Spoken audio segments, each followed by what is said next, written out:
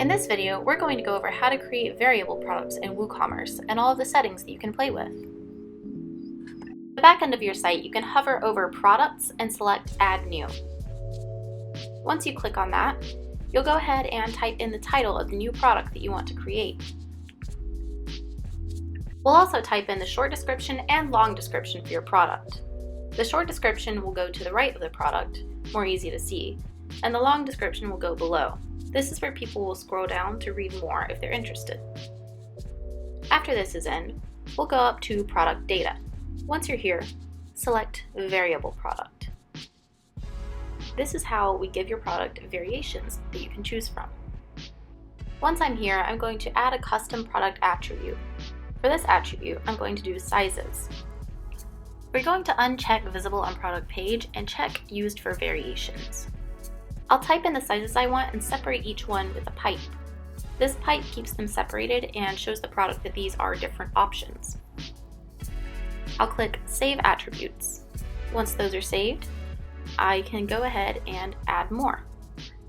The multiple attributes that we're adding in now, which can be combined, is something that only applies to store owners who need slightly more complex variations. If you're only going to have one set of variations, don't worry about adding more in. On this one, I'm going to go for colors. We'll do the same thing, used for variations, not visible on the product page. I'll add in my colors and separate them. After you've added in all of your attributes and clicked Save Attributes, you can go over to Variations to create the variations from the attributes that you've added. Once you're in the variations, click here, select Create Variation from all attributes, click Go, and then click OK. This will take all of the attributes that you added and create variations from them that you can use on your product listing. The two attributes will combine to give you different variation combinations. You'll need to click on these to be able to expand them and edit the settings of each particular combination.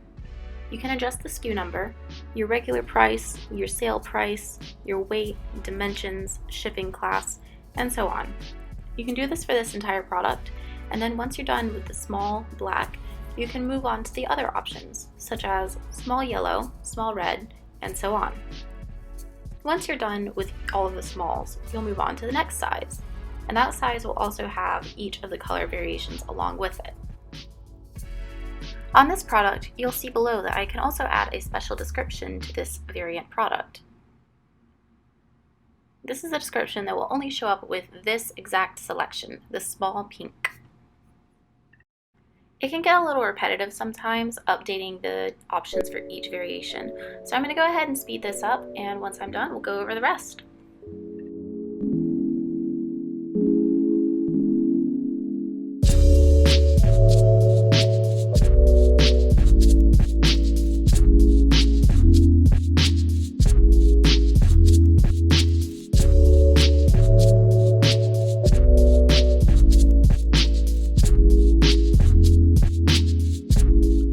After we've updated everything, we'll go ahead and click Save Changes.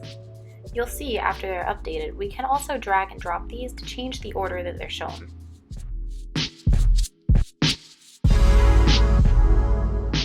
This will change the way that they show up in the listing. You don't have to do this if you don't want to, but if you have certain things that you want to show up at the top versus at the bottom, feel free to drag them around and choose the order that works best for you.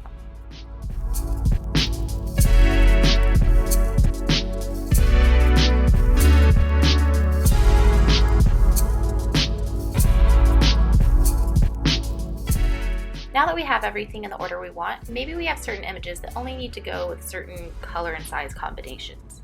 If we want to do something like that, we can open up a product and click on the image icon. Once we're here, we can select the image that we want to go with this variation. We'll put that in there and close that back up. And we can do this for the rest of the products as well if we want to.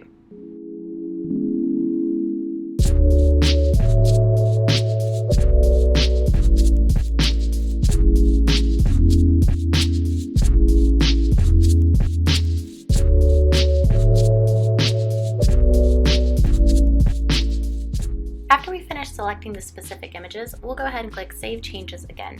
This makes sure that we don't lose any of our updates as we're going through. You also have the option of selecting a default. For this, we're going to go with small pink. Once you set this, when somebody clicks on this product, the default combination will be the small pink. We're also going to come over here to the attributes and add in some more sizes because we didn't put in quite enough to begin with. However, when we go back over to the variations, you're not going to see this size that we just added in. In order to add this here, we need to go to the Add Variation dropdown. There are a ton of options for what we can add on, but for this, we're just going to go with Add Variation, and it'll create it from blank. Now that our blank variation is in place, we can select the size that we just added and add on the colors as well. If you want to add multiple of these, you just go back and do the same thing that you did again, and you can drag this around and place it wherever you want. We'll also come in here and update the settings, just like we did with our other variations.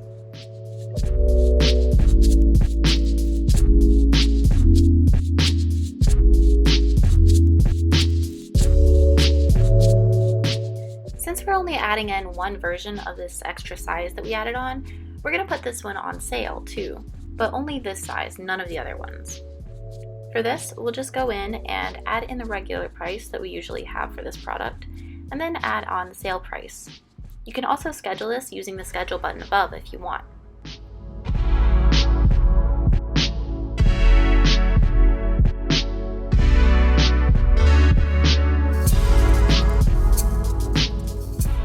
All of our variations in place, let's go ahead and add the image for the entire product. We'll set that image and then we'll put in a few of the image variations in the gallery. Once that's all in place, scroll up and hit publish.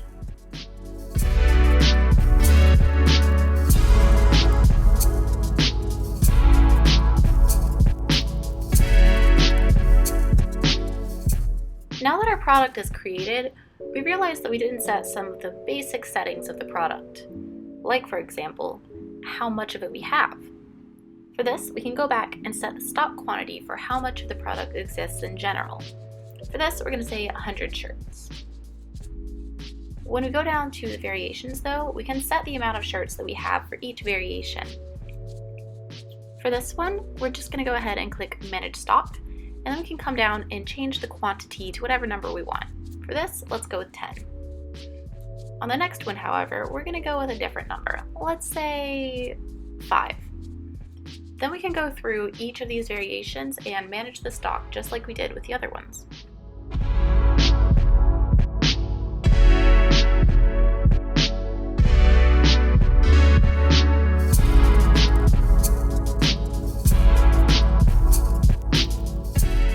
Now that we've changed the amount of shirts that we have, let's save those changes, go back up, and update the entire listing. Never forget to update the entire listing after saving changes below. Now let's check out our product on your website. I'm going to click on this and it'll take me straight through to the product. You'll see here that you have two drop downs. The default is a small pink, just like we said. We're going to go ahead and change this to a medium black. You'll see that the price changes and it tells you how many are in stock. If you select a small black, you'll see that there are more in stock than there were of the medium black. And if you go to a small yellow, you'll see that there are a different amount in stock.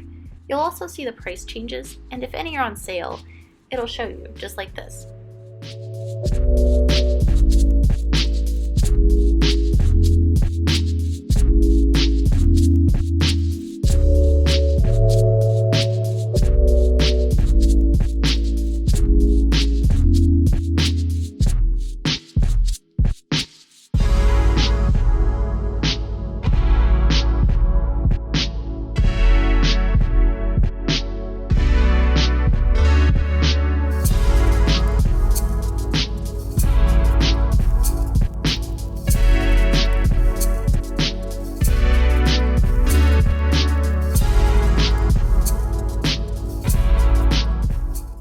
There are tons of options and flexibility when it comes to creating variable products, but we hope this video showed you just how easy it is to create your own products and play around with them to get the results that you're looking for.